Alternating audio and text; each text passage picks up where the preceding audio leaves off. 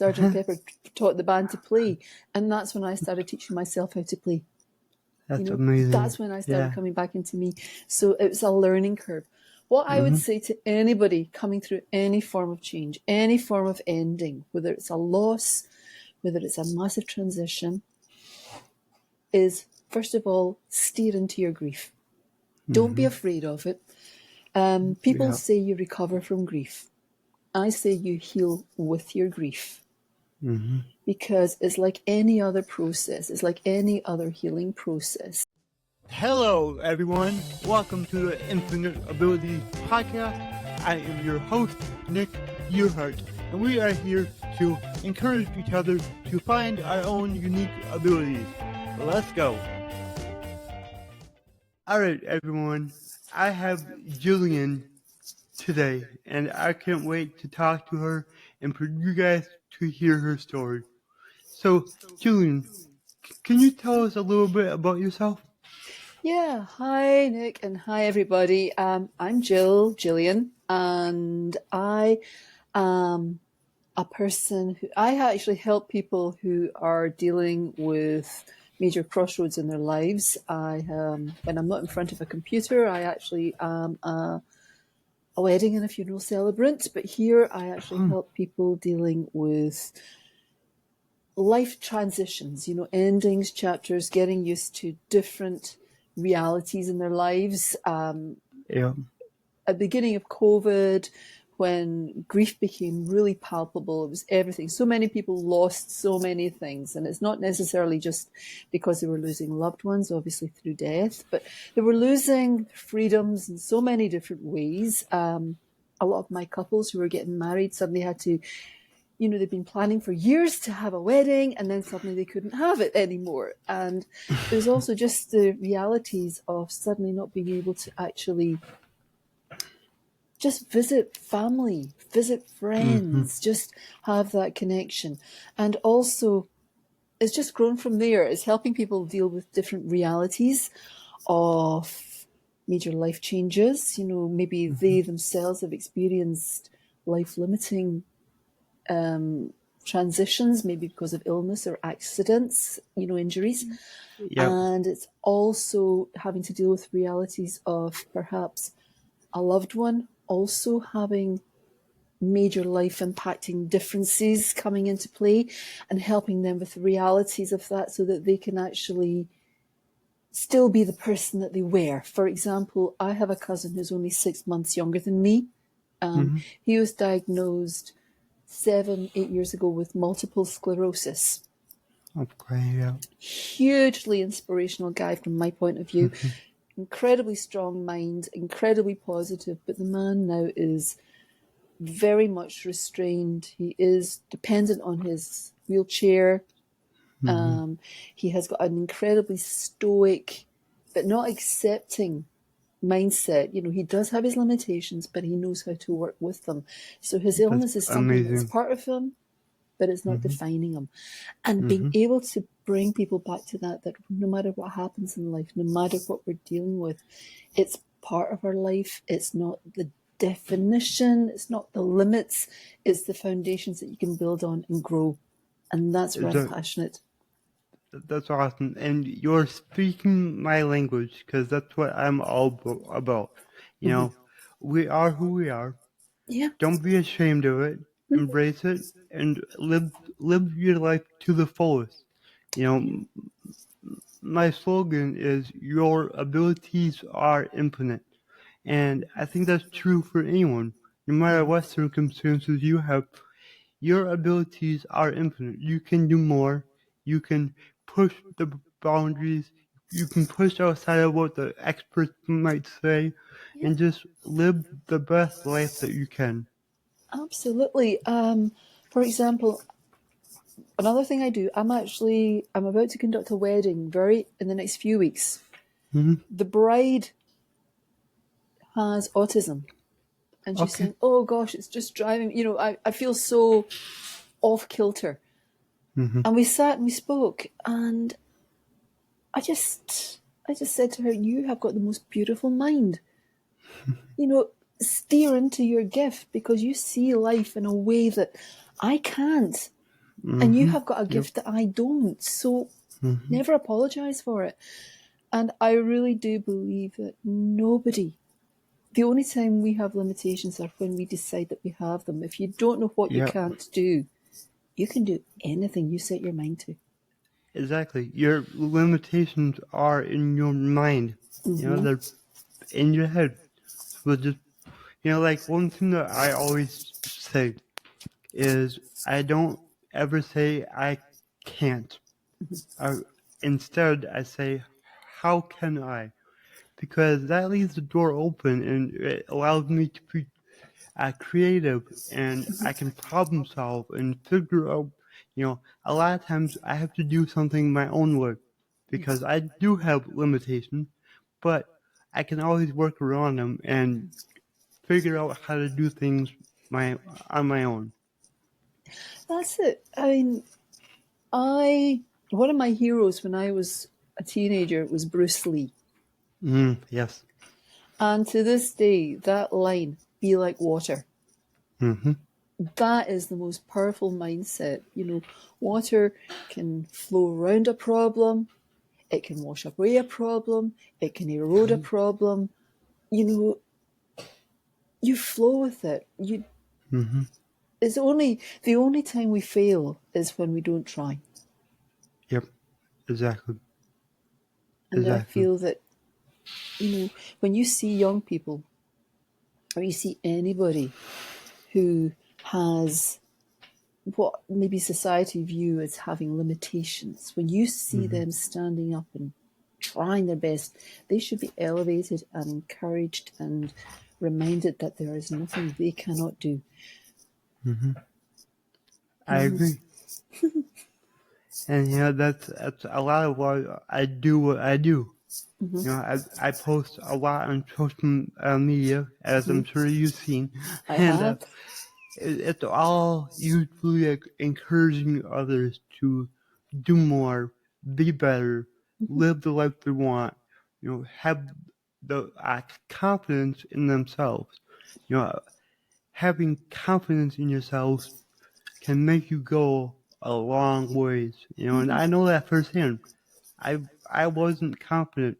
mhm, I was very just insecure about myself, and I didn't like talking to people that I didn't know. mhm. And I started improving my self confidence, and then my whole life got better.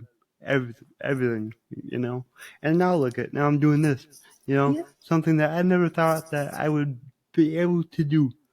This was kind of one of those things where I thought I can't do that. But now, with the mindset I have, like I said, I don't say I can't. You I can't just, not. yeah, exactly. I cannot. Yeah, I love it. So, yeah, it's incredible how powerful our minds are. And when we learn how to control our minds, Mhm. and think the word that we want to think, the whole world just opens up. I was doing a podcast recording a couple of days ago, and I was like, 3 years ago, the world, like, it just, it was negative, it was not good, and that was because I was negative. I was not good. And now that I improved myself, the world got a lot better. And the world didn't change. I changed. And I made my world better. So it's just amazing how that works. It's almost magical. It is. We're born survivors. We're Mm-hmm. born with this drive to survive. But Yeah. surviving is being in that survival state is just temporary. That's also the place that keeps us in a limitation. We're also entitled and we're born to thrive and to grow. Yeah. And we do it on our own terms. Exactly. Mm-hmm. Yeah. Exactly. So yeah. So like, what piece of advice would you give someone going through a change? Okay, well, first of all, I say And you're talking to somebody here who came through a massive one, because I came through a massively abusive marriage, physically and mentally. So Okay. when I left that, I'm sorry. that was 20 years ago. And it's so funny. This year I have got the Beatles song Sgt. Pepper's Lonely Heart Club Band. It was 20 years ago today. Sgt. Pepper taught the band to play. And that's when I started teaching myself how to play. That's amazing. That's when I started coming back into me. So it was a learning curve. What I would say to anybody coming through any form of change, any form of ending, whether it's a loss, whether it's a massive transition, is first of all, steer into your grief. Don't be afraid of it. People say you recover from grief. I say you heal with your grief.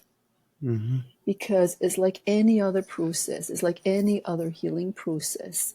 If you hurt yourself in any way, say for example, you've broken a wrist, you've hurt your arm, you need to have a period of rehabilitation to recover, to get back into that strength. You're going to have good days, you'll have bad days, you'll be days when you're in pain, when you're frustrated, really angry. You'll think, why was I so stupid? Why did I do that? And you'll think about it and you'll replay it. That's grief. Yep. But what you can do is then turn around and say, do you know something? This is natural. I'm allowed to feel this way, because I can then unpack that. I'm letting it go. So I feel whatever you need to feel at that time, I say go for it. Do not feel that you have got to diminish your feelings to keep other people comfortable. Because all you're going to do is you're going to squish whatever you're feeling deep down in your heart, deep down inside. And when you do that, other things start to manifest. Your body starts to manifest the grief for you as well. It starts to come out in other ways. And you actually start sabotaging yourself. You get into behavior patterns that are actually reinforcing your fact that you've not allowed, you will never get forward, you will never improve, you will never get any better. And you'll watch the world go by you. Those who care for you and those who see you, who want to support you, accept their help on your terms. You don't need to take it if your energy levels aren't right. Do not overthink it, for other people are not always capable of handling that kind of pressure, because a lot of people are scared of change themselves. And if they see people going through something different, something that they don't know how to handle, they can either be really negative, they might say exactly the wrong thing, or they might just disappear completely out the scene. That's okay. That's not your weight to carry. So don't second guess it. It's not. A lot of those people come back later on when initial parts are over, because they couldn't deal with the first part. But when they can come back, when you have moved forward and say, look, I couldn't do that, but I'm here for you now. And they can be some of your staunchest supporters and allies going forward. As for other people, those who disappear out your world at that point, if they never come back, do you know something? Thank them for being part of your world at that point, but let them go, because that leaves more space. Yeah, it leaves more space for those who really see you, who resonate with you, and who want to see you be elevated and elevate themselves in the process, because we're social creatures. We are. And when one of us thrives, we all thrive, when we've got that community. So, And about grief, I resonated with everything you said. Thank you. Almost 5 years ago, I lost my dad, and it was well over a year before I actually grieved. Basically, I shoved it down deep and just kind of tried to just not let it affect me. Yes. And I feel like for me, I was doing it because I wanted to be strong for my mom and my sister. Right. So, losing my dad, we all lost a powerful man in the family. well, I felt a responsibility to kind of take that role Mm-hmm. and be the strength for my mom and my sister. Yeah. So for me, like I I wasn't able to actually grieve until at least a year after, and it hit me like a ton of bricks. It just all came at once, and yeah, like you're saying, like it's better to grieve, kind of in the moment Mm-hmm. than to do what I did and just let it build up and build up and build up until all of a sudden you can't control anything, and then you take it out on the people around you. You're negative or angry, and it just you take it out on everybody else when it's not their problem. They didn't do anything, but as humans, that's just something that we tend to do, and. Yeah. But that's my story, and that's what happened. But I'm better now, so Good. that's what's important, right? Yeah. When you actually trust, when you steer into how you're feeling, when you give yourself permission to Mm-hmm. be vulnerable, to Mm-hmm. actually connect with how you feel, what you're doing is instead of being weak, instead of feeling diminished, it's probably one Mm-hmm. of the strongest, most courageous things we can do when we turn around and actually put our hands up and say, I'm hurting, Mm-hmm. I'm lost, I Yeah. don't know where I'm going. That is powerful because then you're saying, I need to be seen, Mm-hmm. I need to be heard, Mm-hmm. and I need to respect how I'm feeling because that's how other people can see you. Because with the best will in the world, those who love us, they're not telepathic. Or Mm-hmm. No. even more frustrating, they're on the outside looking in and they can see that you're in pain. Mm-hmm. But until you give them permission to get behind those boundaries, Mm-hmm.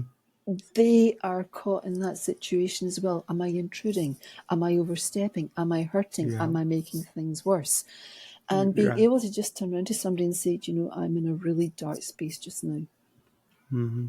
I do need to be on my own to process it, but I am so glad that you're here. Or, yeah, is it okay? Do you mind if I just unload my mind, just let it Mm-hmm. out? Because just speaking Mm-hmm. can often be the most healing thing we can do. The other person Oh yeah. doesn't need to have solutions. They don't need to give you the answers, but No. just giving you that space, holding that space for you. Yep. Oh, it's good. I mean, I'm similar to Yep. you. My mother died in 2019.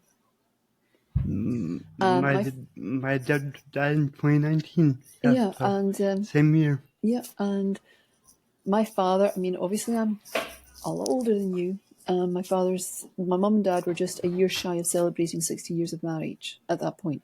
Wow. Wow. So I had to go into very strong mode. I mean, because I was a funeral Mm-hmm. celebrant, I've been conducting funerals and helping people with grief since 2015. Mm-hmm. I took over the whole. I gave him a space. Obviously, he's my father, and my Mm-hmm. mum was the love of his life. But I was Mm-hmm. taking over the kind of the everyday things, and I spoke at her Yep. funeral and all the rest of it. But like you, I didn't cry. My grief was in a different Mm-hmm. situation, and Mm-hmm. it was over a year later. In fact, it was about 18 months later. I woke up after a very vivid dream. She came to me in a Mm-hmm. dream, and her Mm-hmm. eyes were full of love. It was just one of those dreams. And she put her hand on my face and she went, "You're so tired. It's okay." And I woke up in the morning, my pillow was absolutely soaked. And that was the first time Mm-hmm. I cried. Mm-hmm. We don't need to follow a pattern. Sometimes we do need to let that dam burst. For you, Mm-hmm. Nick, that having that dam, you may have just needed to have that dam so you could let it go in one dramatic, cathartic clearance. Yep. Yep. But as long as you Yeah. allow it And to heal you, yeah, I feel like that's what happened. It was just like it all came out at once. It was like over. It was over a month. I would say just you know here and there just have bursts, and it just. But yeah, I mean. I let it all out, and it's still hard to talk about. My dad passing, but I think that's kind of normal.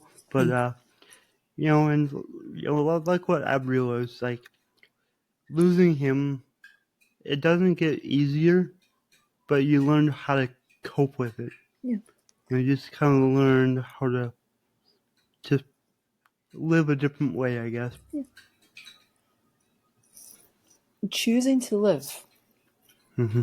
choosing to move forward is one of the most loving things you can do, because it's a beautiful way of actually being able to honour the legacy that your father's left you as well, because it means that everything that he created is still going on. Yep. Going through grief doesn't mean you stop loving. It doesn't No. mean you stop remembering. In fact, once you stop grieving, or once you allow yourself to heal with your grief, you're able to remember more clearly. You're able to. There's times when you're going to miss them. There's times when you're going to wish that you could just pick up a phone and talk to them, or just sit and have that coffee or that tea, or have that routine, those traditions. But you can do it with gratitude, because you've got all that to carry forward with you as well. Yep. And those wonderful times, all those beautiful lessons that you've got, nobody can take them from you. No. They are totally. I go to my parents' house, obviously. My dad's still there. And I still feel my mum in the house. Yep. And I will do Same. things at times, because she was very house proud. And I help my dad at times. And when I do something in the house, maybe some housework, I know I'm not doing it the way she wanted it to. And I laugh and I'm saying, I bet this is annoying you. 9 times out of 10, I will stub my toe or bump my head on something. I figure she's got her own way of doing it back. But I can laugh now. I can remember all the things that she used to do. And instead of just feeling sad, you laugh. Yep. Give yourself permission to laugh. Yeah, exactly. I kind of do the same things, because my parents had a farm. My mom's still out there, so I go out there to help her. And a lot of things, like, I know my dad wouldn't approve of the way I'm doing it because it's not his way, but it's like, you can't tell me different right now, So yeah, it's good to think about moments like that and just laugh about it and remember the memories. It's so important. And you build on them. So you make more memories, because all the memories we have are generated in the present. Yep. So Exactly. make plenty of memories to carry on. Yeah, love that. So my slogan is, your abilities are infinite. What does that mean to you? I say, if your abilities are infinite, that you are born with this incredible gift. I mean, if you go back, say, 12 generations, that's there's about 60 odd thousand people had to come together at the different times to marry, to have children, so that you're born. So you're here for a reason. Yep. The odds of you being born are so small. You were not born limited. You were born for a reason. And when you stand there, it's like looking out over a glorious sunrise or a glorious sunset, over a hill, over a field, over an ocean, whatever. When you have that lift in your heart, when you see the snow the sun glinting on the snow, or when you see the rain even on the window, when you feel your heart lifting, when you see an eagle soaring, you're part of that. And you should be able to lift your heart up and say, do you know, I'm going to try. The biggest challenge we have in life is that we're so conditioned to think we've got to live a straight line. You're born, you go to school, you go to college, you go do your studies, you get married, you get a job, you have kids, you retire, then you die. Yeah. It's not a straight line.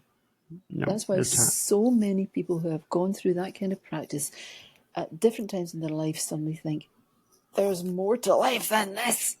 And it can be Yeah. because they've lost somebody. It can be because maybe somebody close to them, it can be somebody younger has died, or it could be because they've maybe had a crisis, they've lost their job, or they've left their job, or they've done something because they suddenly Yeah. thought there has got to be more to life than this. And Yep. when you decide that that's the case, you spread your wings. Okay, you might never be the person who is going to race up to the top of Mount Everest, but that doesn't mean that there aren't other horizons, there aren't other hills that you can climb, other mountains you can explore.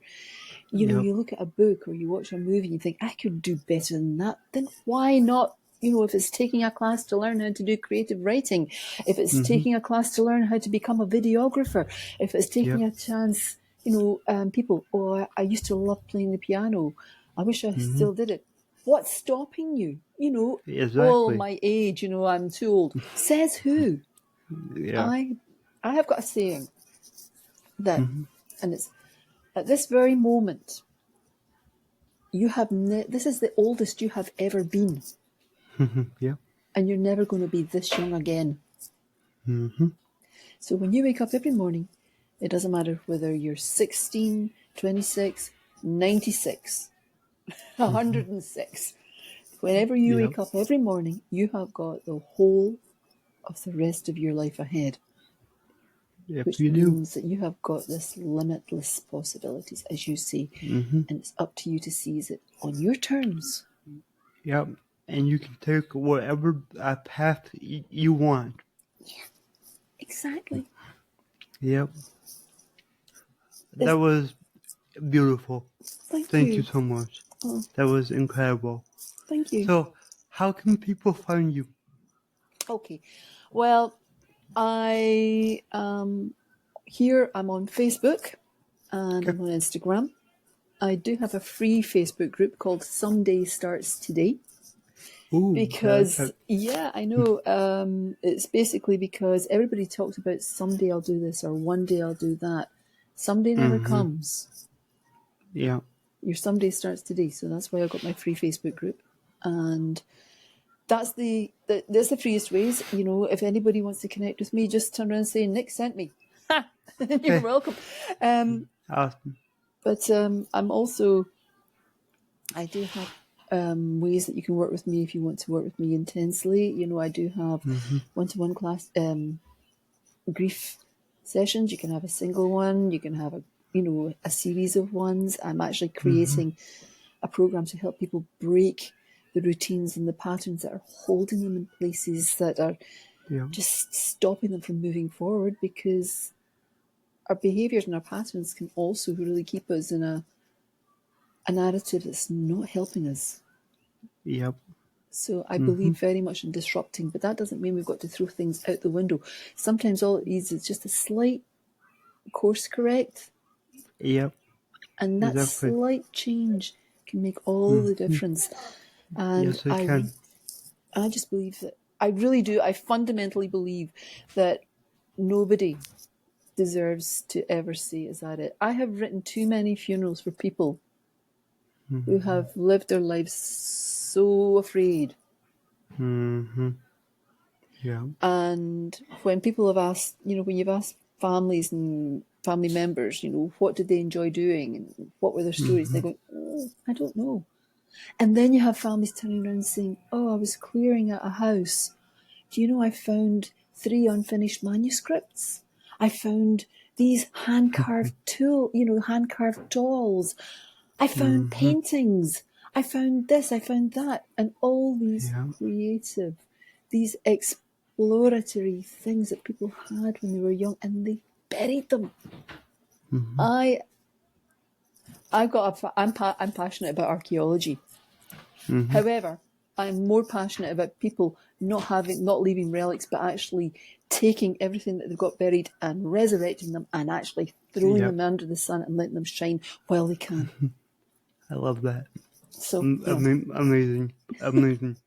All right. Well, I'll drop all your links in the show notes so people can find you. Oh, thank And you. yeah, this has been really, really great. So thank you so much. Oh, it's been a privilege. Thank you so much for having me here, Nick. If you enjoyed this show, please go ahead and share it on your Instagram story and tag me in the Nick to Your Heart. Also, go ahead and share it anywhere else that you see fit, because the only way that I can grow this is by you guys sharing it. I don't sell anything on here. I don't have any sponsors, so let's just get it out there by word of mouth and help more people. Alright, everyone, remember, your abilities are infinite.